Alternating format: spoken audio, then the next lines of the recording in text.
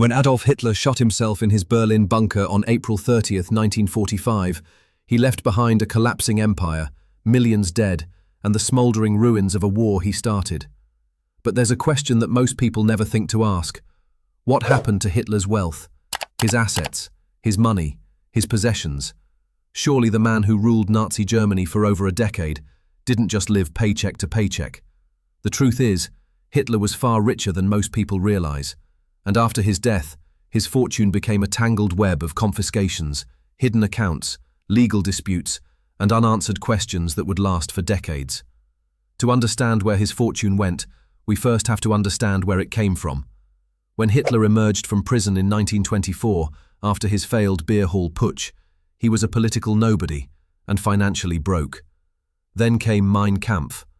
Written partly in prison, it was a strange mixture of autobiography and political manifesto. At first, sales were sluggish, but everything changed in 1933 when Hitler rose to power. Suddenly, Mein Kampf was no longer just a book, it was a political tool. Every newly married couple in Nazi Germany received a copy, often at government expense.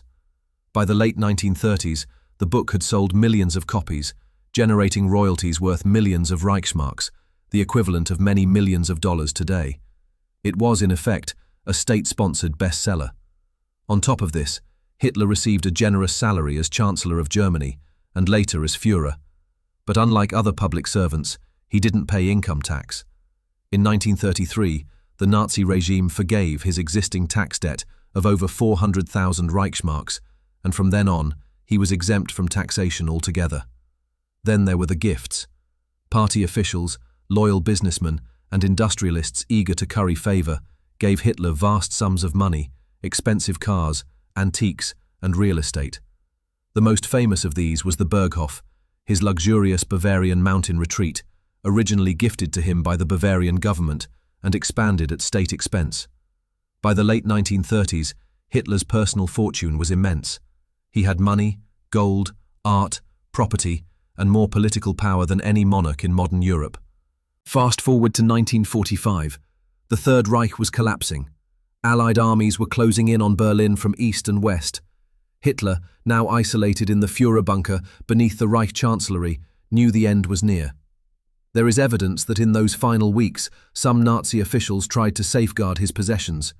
Important documents, artworks, and personal effects were moved from Berlin to Bavaria, Austria, and other supposedly safe locations. But unlike many Nazi leaders, Hitler never attempted to flee with his fortune. He made no plans for escape to South America or Switzerland. His fate was sealed in the bunker. On April 29th, just one day before his death, Hitler dictated his political testament, and significantly, his private will. In this will, he left most of his estate to the Nazi Party. What remained, he left to his relatives, particularly his half-sister Angela Raubal and his half-nephew Heinz. But this will would never be honored. When Berlin fell in May 1945, Soviet troops seized the Reich Chancellery and the bunker complex.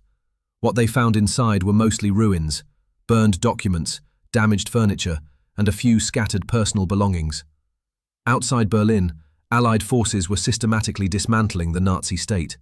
Hitler's surviving assets fell into three main categories: his physical property such as homes and estates, bank accounts and cash reserves, and personal possessions including clothing, jewelry, and art.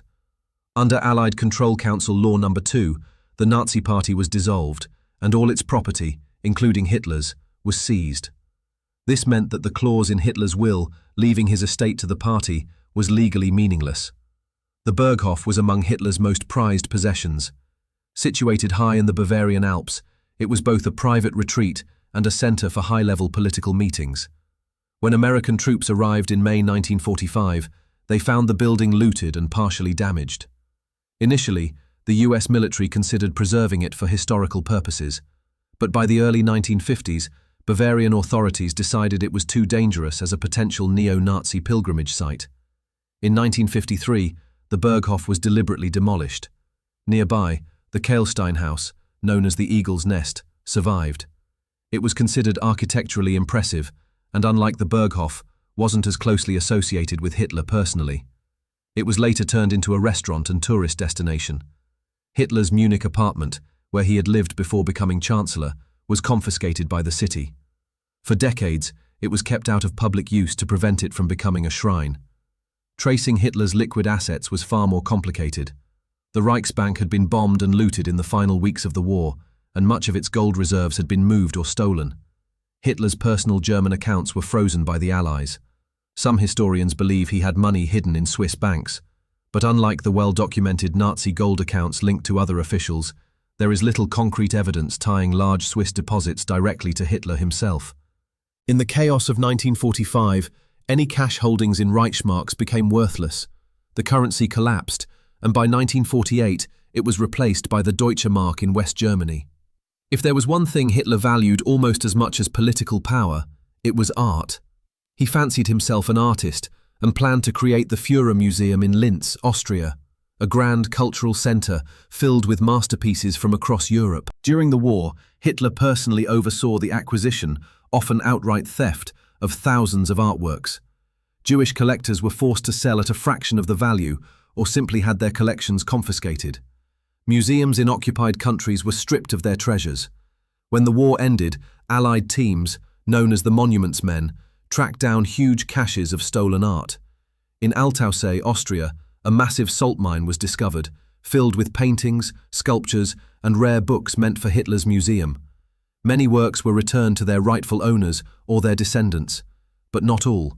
Some disappeared into private hands, others remain missing, and a few ended up in museums, still the subject of legal disputes today. Items from Hitler's daily life were taken as war trophies. His uniforms, medals, tableware, and even his furniture ended up in the possession of Allied soldiers. The Soviets claimed to have recovered part of Hitler's remains, as well as personal objects from the bunker. These were locked away in secret archives for decades. In the West, a few items found their way to public collections, such as the Imperial War Museum in London. Others appeared on the black market, where they fetched enormous sums, despite, or perhaps because of, the laws in many countries banning Nazi memorabilia sales. Hitler's surviving relatives, including his sister Paula, had little hope of inheriting anything. The Bavarian state declared itself the legal heir to any property he owned in Bavaria, arguing that his official residence had been in Munich. This meant that if any Hitler-owned asset surfaced there, the government could, and did, claim it. Paula Hitler lived quietly until her death in 1960. She never profited from her brother's fortune and largely avoided public life. For decades, conspiracy theories claimed that Hitler's wealth was hidden away in secret vaults, Swiss accounts, or even in South America. Stories of gold bars stamped with Nazi insignia, supposedly linked to Hitler himself, have circulated for years. While Nazi-looted gold certainly existed, much of it recovered by the Allies, no credible evidence has emerged proving that Hitler personally maintained vast hidden reserves outside Germany. These myths often blur with real cases of Nazi officials who did smuggle fortunes abroad, but Hitler was not one of them. By the 1950s, the facts were clear. Almost all of Hitler's wealth was gone. His estates were seized or destroyed. His art collection was recovered, missing, or returned. His cash was worthless or confiscated, and his will was ignored. The man who once controlled the resources of an entire continent died leaving almost nothing behind, except a legacy of destruction and hatred. Studying what happened to Hitler's assets is more than just following the money. It's about understanding the total dismantling of the Nazi state. The Allies knew that to prevent any revival of Nazism, they had to destroy not just its armies, not just its ideology, but its financial foundations. By seizing Hitler's fortune, they ensured that his name would not become the rallying point for a future regime. Today, what remains of his possessions is scattered, locked away in archives, displayed in museums, or hidden in private collections. Each one is a silent reminder of a time when one man's ambition plunged the world into darkness. The story of Hitler's fortune is proof that, in the end, even the most feared dictator can leave this world with nothing, except the ruin he created. If you found this video entertaining and informative, make sure to like the video and subscribe so you don't miss more history videos.